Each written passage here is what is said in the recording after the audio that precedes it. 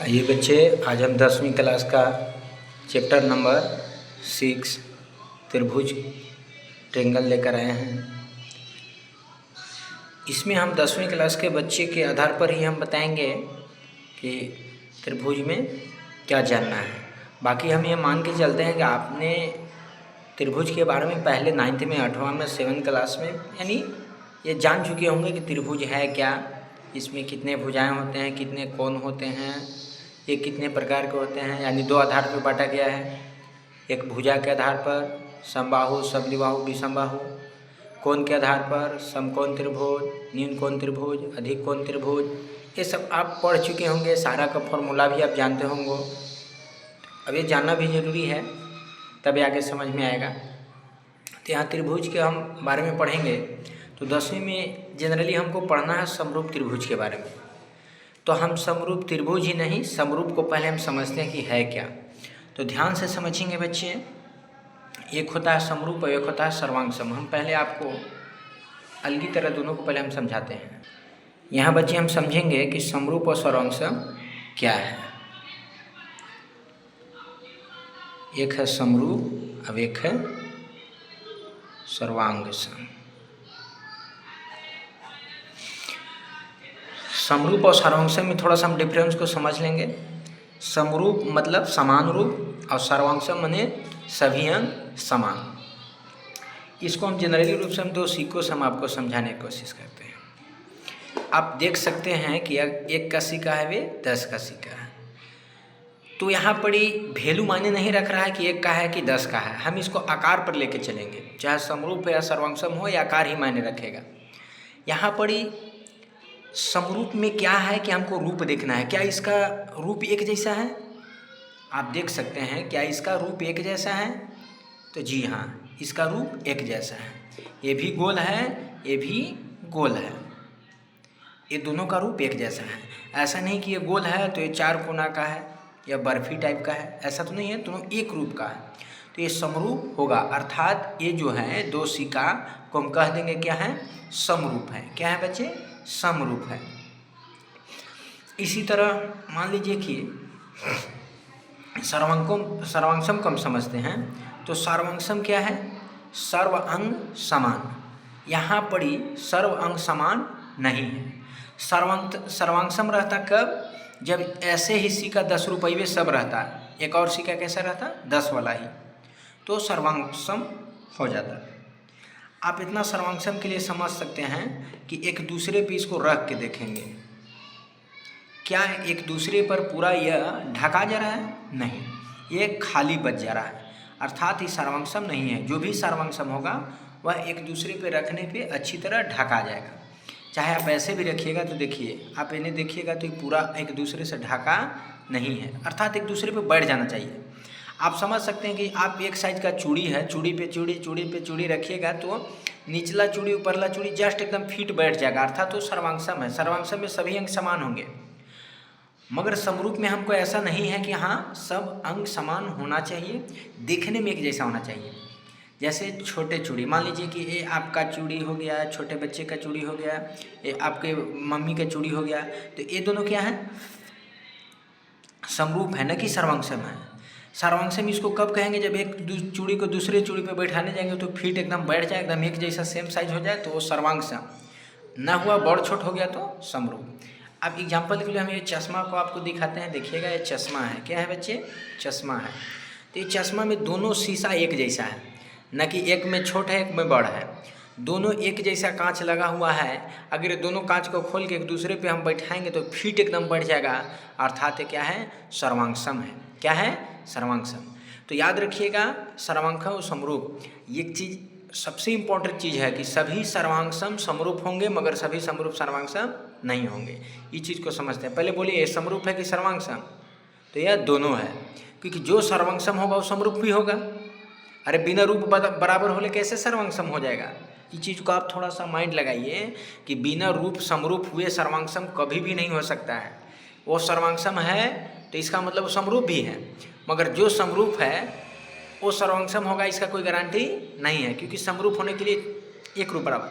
अब मान लीजिए इसी तरह से एक छोटा रहता चश्मा, या इससे भी बड़ा चश्मा कांच वाला रहता, तो वो कांच, इसका कांच अलग है, बड़ छोट है, तो क्या हो गया, हाँ एक जैसा देखने में है तो समरूप, बट छोटा बड़ा एक दूसरे पे बैठाएंगे तो फिट नहीं बैठेगा, तो वह सर्वांगसम नहीं कहलाएगा। सिंपल सी बात है बाबू, सर्वांगसम कहलाने के लिए सब अंग समान होना चाहिए, अर्थात एक दूसरे पे फिट आ जाना चाहिए। एक दूसरे पे फिट आ गया तो हम कहेंगे कि क्या हो गया, सर्वांगसम। ऐसी का बड़ छोट है मगर एकदम एक जैसा है, एकरो मुँह गोल है एकरो मुँह गोल है, तो किस में आ जाएगा, समरूप में आ जाएगा। किस में आ जाएगा, समरूप में। मगर हमारे पास तो दो सिक्का एक जैसा नहीं है, मान के चले कि ऐसा ही एक और 10 वाला सिक्का रहता, तो ये क्या, दो सिक्का रखे हैं तो दोनों एक जैसा तो ही है, समरूप तो होबे करेगा, मगर वो स्पेशल सर्वांगसम भी कहलाने लगेगा। अरे सिंपल सी बात है बाबू, ये 2 पेज दिख रहा है, 2 पेज, ये 2 पेज है ना, ये दोनों पेज एकदम सेम है कि नहीं, तो ये क्या हो गया, सर्वांगसम, सिंपल बात। मगर एक पेज रहता है, एक दूसरा कॉपी का रहता है, वो भी चरखुट रहता है, भी चरखुट रहता है, मगर वो समरूप केवल कहलाता, सर्वांगसम नहीं कहलाता। सर्वांगसम कहलाने के लिए समरूप होना तो ही है, सब अंग समान भी होना चाहिए। सिंपल सी बात है बाबू। सर्वांगसम का शर्त क्या है, तो सास, ऐसे सास लगा के बैठी आस, फिर समधी समधी समधी, ये चीज़ को याद रखना है।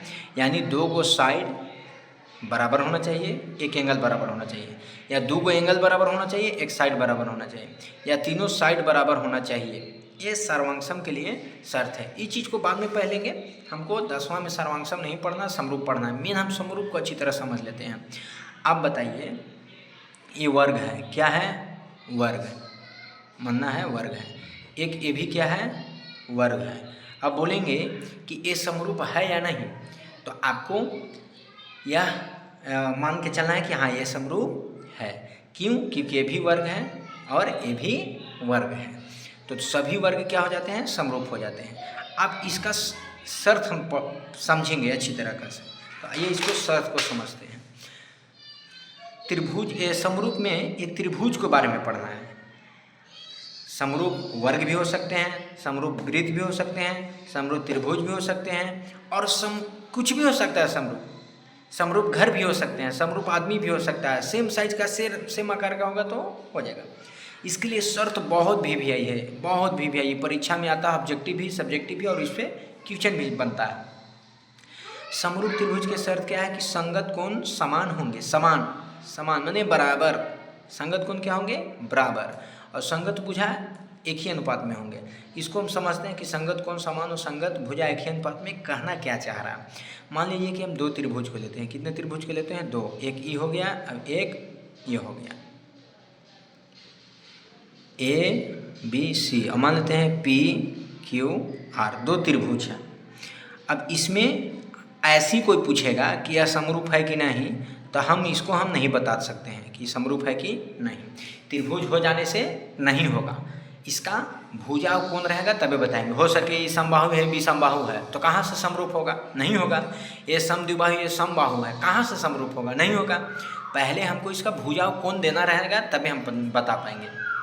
पहले कोण यहाँ मान लेते हैं ये 30 है, यहाँ मान लेते हैं यह 50 है, और यहाँ मान लेते हैं 100 है, 100 है। थोड़ा फिगर बड़ा मानते हैं, आपको शायद दिख नहीं रहा होगा।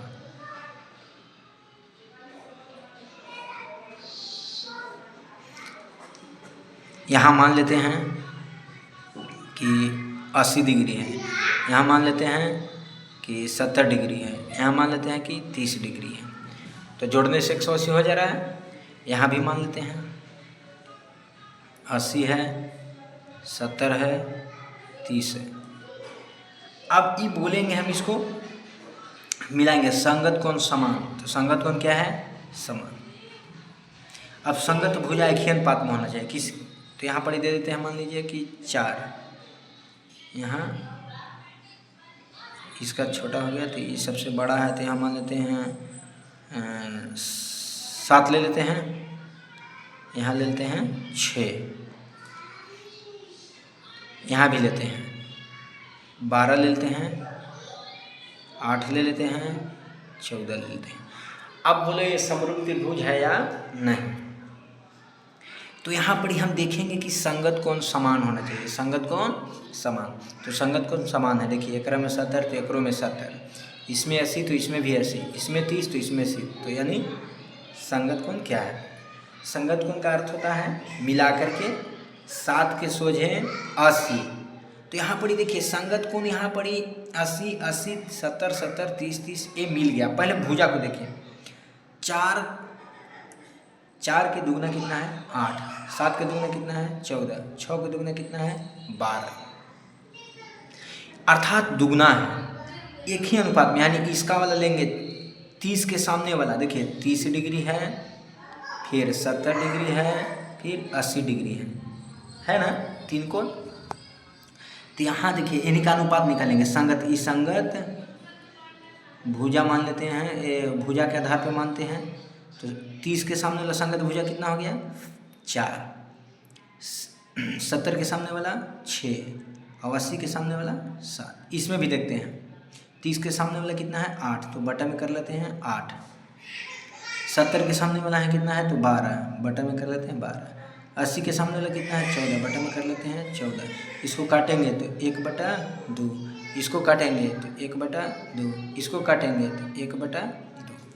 अर्थात यहाँ पर इस संगत भुजाएं एक ही अनुपात में है। देखो 1/2 1/2 1/2। ये अनुपात क्या है? अनुपात जो निकाले, बटा जो निकाले अनुपात, ये क्या है? एक ही अनुपात में है। इसका अनुपात 1/2 तो 1/2 तो 1/2। ये हो गया संगत भुजाएं एक ही अनुपात में है। इस चीज़ को आप एक बार फिर से समझेंगे। मान लीजिए कि आकृति दिया है ऐसे A B C यानी P Q R। यहाँ मान लीजिए यहाँ देते हैं 30 दे देते हैं, 70 दे देते हैं, यहाँ देते हैं 80, यहाँ देते हैं 80, यहाँ देते हैं 70, यहाँ दे देते हैं 30। यहाँ ध्यान दीजिएगा देते हैं 5, यहाँ देते हैं 7, यहाँ देते हैं 9। हो गया। यहाँ देते हैं आपको बाबू 18, यहाँ देते हैं बाबू 10, और यहाँ देते हैं बाबू यहाँ 14 कर देते हैं। यहाँ कितने करते हैं 14, यहाँ करते हैं 18। कहेंगे त्रिभुज है कि नहीं? तो थोड़ा गौर से, ये समरूप त्रिभुज है कि नहीं हम आपसे पूछते हैं कि समरूप त्रिभुज है या नहीं।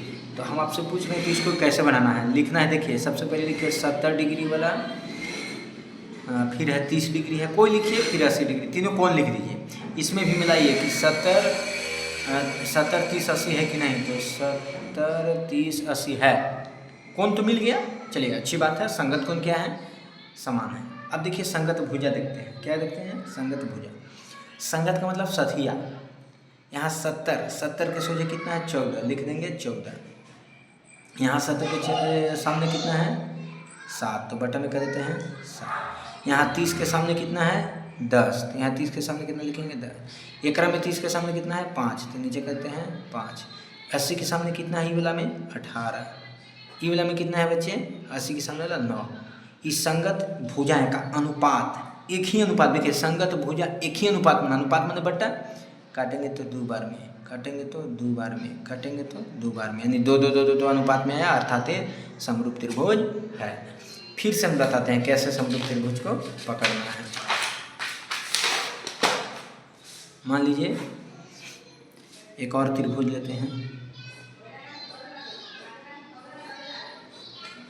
A B C P Q R। ये मान लेते हैं 70 डिग्री, ये मान लेते हैं 50 डिग्री, ये मान लेते हैं, अच्छा इसको मान लेते हैं 60, इसको मान लेते हैं 70। इसका देते हैं 70 हो गया, 50 हो गया, यहाँ 60 हो गया। जोड़ने से 180 पूर्ण चाहिए। यहाँ मान लीजिए दे देते हैं 7, यहाँ देते हैं 4, अब यहाँ देते हैं 5, अब यहाँ दे देते हैं 5, यहाँ देते हैं 4, यहाँ देते हैं 7। अब ध्यान दीजिए, हम कहेंगे कि ये त्रिभुज समरूप त्रिभुज है अथवा नहीं है। तो ध्यान दीजिएगा, यह समरूप त्रिभुज है या नहीं हम कैसे जांच करेंगे? तो वही 2 कॉन्सेप्ट मिलाएंगे। पहला कोण सबसे पहले लिखेंगे, एकरा में है 50, डिग्री वाला कोण, फिर है 60 डिग्री वाला है, फिर 70। 3 गो कोण लिख दीजिए, आगे पीछे कोई लिख सकते हैं। इसमें है कि नहीं देख लेते हैं। 50 है, 60 है, 17। हाँ, जो कोण इसमें है वो कोण इसमें भी है। अब कहीं रहे है। अब यहाँ संगत भुजा का अनुपात निकालेंगे। दो ही चीज़ तो, कोण और भुजा का अनुपात निकालेंगे। यहाँ 50 के सामने कितना है 4, तो यहाँ लिख देंगे 4। यहाँ 50 के सोझे कितना है 7, तो लिख देंगे 7। यहाँ 60 के सोझे कितना है 5, तो यहाँ कितना बिठा देंगे 5। यहाँ 60 के सोझे कितना है 4, तो यहाँ कितना बिठा देंगे 4। अगाड़ी एकर ले रहे थे, एकर ऊपर एकर, आप एकर भी अगाड़ी एकर बाद भी कर सकते हैं, कोई दिक्कत नहीं। 70 के सामने वाले कितना है 7, यहाँ 70 के सामने वाले कितना है 5। क्या आप देखिए तो सेम अनुपात में है, 4/7, 4/, ये तो गड़बड़ है। यहाँ 4/7, यहाँ 5/4, यहाँ 7। ये समरूप त्रिभुज कभी नहीं होगा, क्योंकि संगत कोण तो समान है, परंतु संगत भुजा एक ही अनुपात में नहीं है। इस सब का अनुपात गड़बड़ सड़बड़ा रहा है, अर्थात यह समरूप नहीं है। समरूप का सिंबल ऐसे होता है, समरूप। समरूप का कैसे होता है, एगो मोछ बना दो। क्या बना दो, मोछ। ये समरूप हो गया। क्या हो गया, समरूप। यानी ऐसे ऐसे बनाएंगे तो ये समरूप हो गया। समरूप का सिंबल क्या होता है, समरूप। समरूप कैसे लिखाता है, ऐसे ऐसे ऐसे ऐसे लिख दो, या ऐसे ऐसे मोछ बना दो, ऐसे। समझ में आ रहा है। सर्वांगसम क्या है, तो मोछ रहेगा ऐसे और नीचे ऐसे रहेगा, तो ये सर्वांगसम हो जाएगा। तो आपको पहले समरूप त्रिभुज कैसे है ये आप चीज़ पहचान लेंगे। आइए फिर से इसको समझते हैं, इसके बाद आगे बढ़ेंगे। समरूप त्रिभुज में आपको इसमें चाहे तो सभी भुजा दे देगा, सभी भुजा दे देगा, या सभी कोण दे देगा, या भुजा प्लस कोण, तीनों दे के कुछ पूछ सकता है। सभी भुजा दे देगा, अर्थात 4, 5, अभी ले लेते हैं 8, एक और ले लेते हैं। मान लीजिए 4 है, 5 है, 8 है। एक अलग ही यहाँ पर लेते हैं,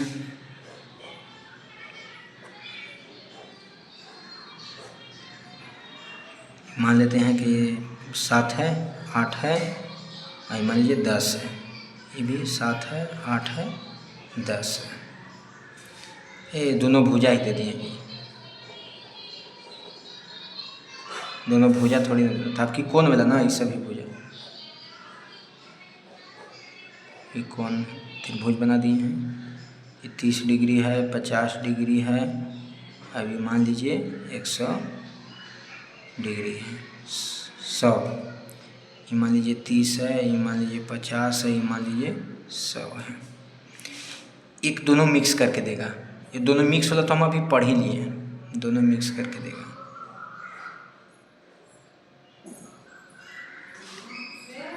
मान लीजिए 7 है, 8 है, अभी 10 है। एग्जाम्पल लेते हैं, एक ही को देते हैं, अभी एक को कोण दे देते हैं।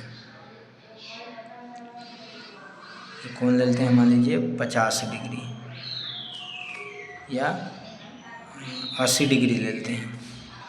यहाँ भी कर देते हैं, कहीं देते हैं 80 डिग्री कर देते हैं, 8 दे देते हैं,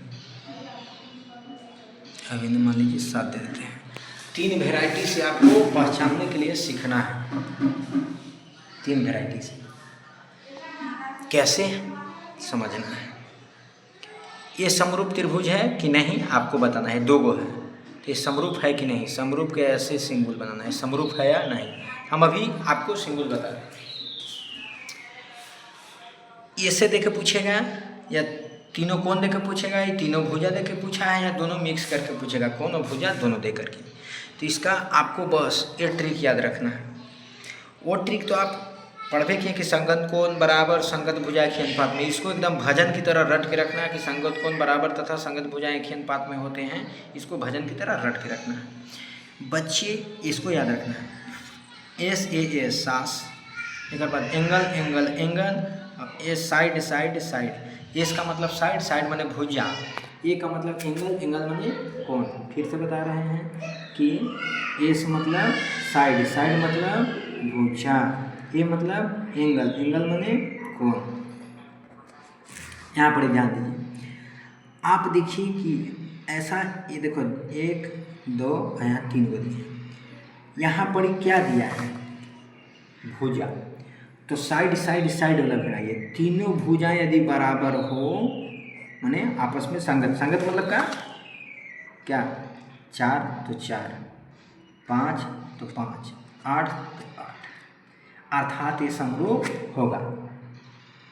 एंगल न दिया है, हम कहाँ से माने एंगल, ये तो चाहे समरूप या समरूप होगा या नहीं होगा, इसका तो हमको हाँ या ना में जवाब देना ही है, द्वाकृति है तो यहाँ पर ही केवल भुजा ही दिया है, एंगल नहीं दिया है, तो हम मिलाएंगे 4 तो 4, 5 तो 5, 8 तो 8, यानी संगत भुजा सभी क्या है बराबर, तो ये हो जाएंगे। ये चीज़ समझ में आ गया। एंगल ध्यान देंगे, यहाँ पर एंगल वाला से काम चल रहा है, किससे चल रहा है एंगल वाला से। 30 एकड़ों में 30, 50 50, 100 100, एंगल समरूपता से भी क्या है समरूप है, यानी इसमें कोण भी सब बराबर हो जा रहा है, संगत कोण ऊपर 30 तो 30, इन्हें वाला 50 तो 50, 100 तो 100, ये भी समरूप होगा, ये भी समरूप होगा। अर्थात आपको हम क्या सिखाएं कि यदि संगत भुजा यानी 4 ते हो 4 हो, 5 ते हो 5, 8 तो 8, तो ये समरूप होगा। सब कोण भी मिल रहा है, 30 तो ऊपर 30, 50 तो 50, 100 तो 100, ये भी समरूप होगा।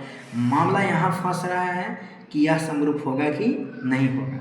ये आसान है, तीनों को तो शर्तें हैं, सास एंगल फिर एस उन्हें कोण तीनों मिल रहा है सब दोनों में तो समरूप होगा। साइड यानी भुजा तीनों मिल रहा है आपस में संगत होगा तो भी समरूप होगा। अब इसमें हमको एक एंगल और दूगो साइड, यानी एक एंगल जरूर दिया रहे, दोनों साइड ये तीनों भुजा दे रहे हो, उससे हमको कोई लेना नहीं है, एक एंगल जरूर होना चाहिए। एंगल दिया है इसमें, तीनों भुजा भी दे रहता है, उससे हमको कोई लेना देना नहीं था। यहाँ पर ये मिलाएंगे कि 80 के सामने 8 है, यहाँ 80 के सामने 8 है, चलिए इसी बात है, जहाँ ना है दे उसको एक समान देंगे, ये एक्स एकरों में जहाँ ना दिया है वहाँ क्या है एक्स। यहाँ देखिए 7 8 एक्स, यहाँ 7 8 एक्स। 80 के सामने कितना है 8, यहाँ 80 के सामने कितना है 8, ये चीज़ हो गया। अब यहाँ पर ध्यान देंगे क्या बच्चे कि यहाँ पर 80 के अगल बगल कितना है 7 और 1, 80 के अगल बगल कितना है 7 और 1, यहाँ पर किसी प्रकार दिक्कत नहीं होना चाहिए। अब यहाँ पर देखिए 7 एकड़ों में तो 7 एकड़ों में है, 8 एकड़ों में तो 8 एकड़ों में है, एगो एंगल 80 एकड़ों में, एगो एंगल 80 है, मगर यहाँ पर ये भी मिला लेना है कि यहाँ पर 80 के अगल बगल ना है 7 8, यहाँ 80 के अगल बगल ना, देखो यहाँ पर ये गौर से समझना है कि संगत है कि नहीं। 80 के सामने 8 है तो यहाँ 80 के सामने 8 है, चलिए ये अच्छी बात है।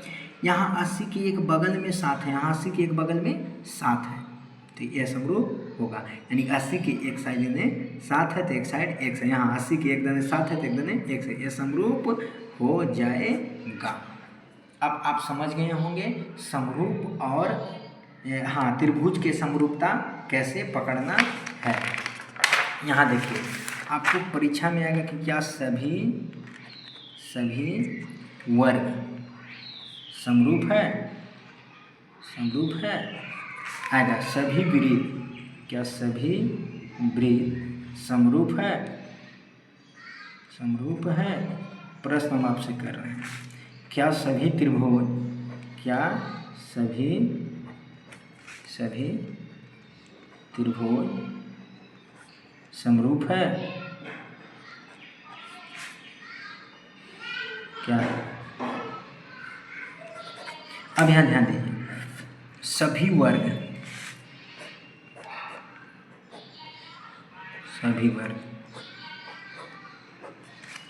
मान लेते हैं, छोटा बड़ा सब मान लेते हैं या बड़ा मान लेते हैं। ये मानते हैं 6 है तो ये सब कितना होगा 6 6। ये मानते हैं कि 4 है तो सभी कितना होंगे 4 4। इसको मानते हैं कि 10 होगा तो सभी कितना होंगे आपस में 10 होंगे, कोई दिक्कत नहीं।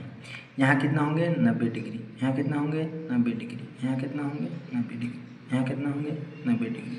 कौन? क्योंकि हमको पता है, जे पता है हम लिख रहे हैं।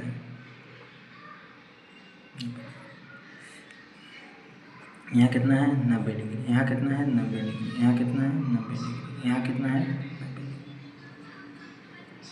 अब देखिए बच्चे, इन्हीं दोनों में हम मिलाते हैं, इन्हीं दोनों में देखिए कौन सब बराबर है, बराबर है कि नहीं, यस या नो है।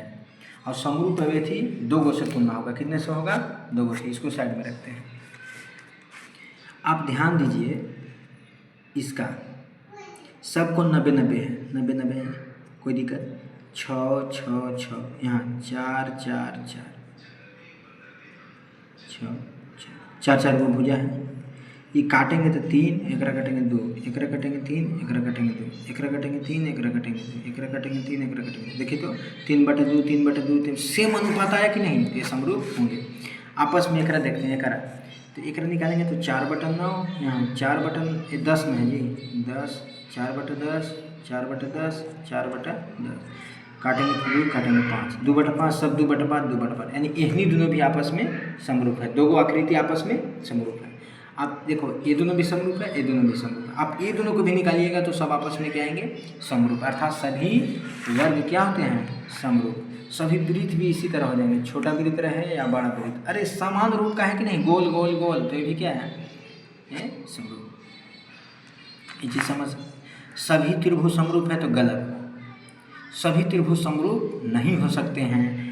वही त्रिभुज समरूप होगा जो समबाहु होगा। तो यहाँ लिख देता सभी समबाहु त्रिभुज, कैसा लिखता, सभी समबाहु त्रिभुज लिखता, तो यहाँ क्या हो जाता है, सही, सभी समबाहु त्रिभुज आपस में क्या हो जाते हैं, समरूप हो जाते हैं।